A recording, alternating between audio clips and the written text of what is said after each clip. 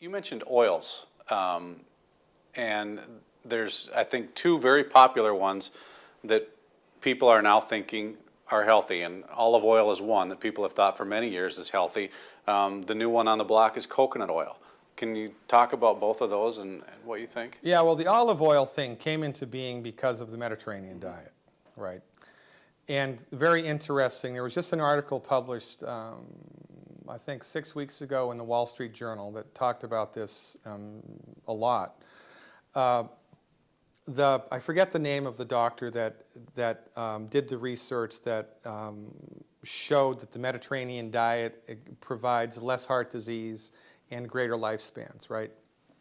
But the data that he used, the data pool that he looked at was skewed because he went to the Mediterranean during Lent when people were not eating meat and they were avoiding butter, and it was right after World War II when they didn't have a lot of that stuff anyway.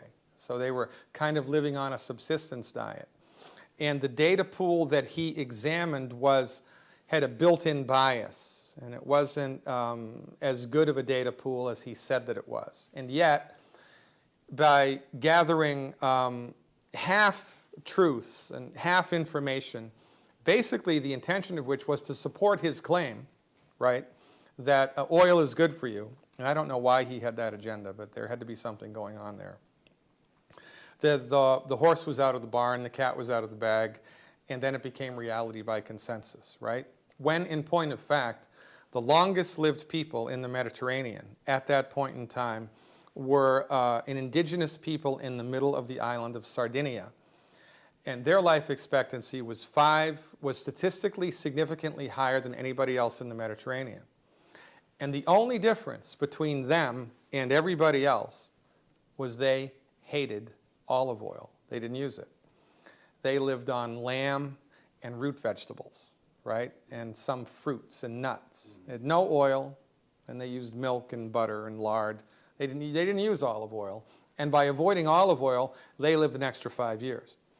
But because he didn't include that data pool into his research, and because it was just bad research, he came up with the misleading conclusion that oil is good for you. Also, Procter & Gamble in the 1930s gave the American Heart Association $1.7 million.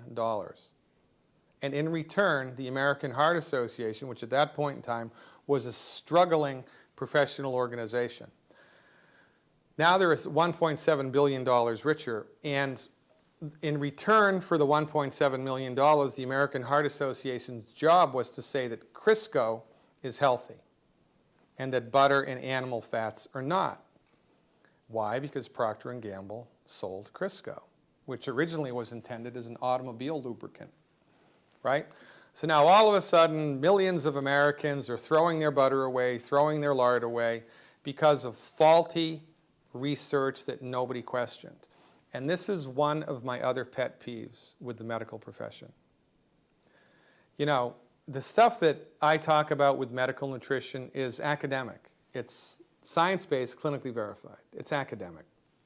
You can't argue it. You can if you want, but you'd be wrong.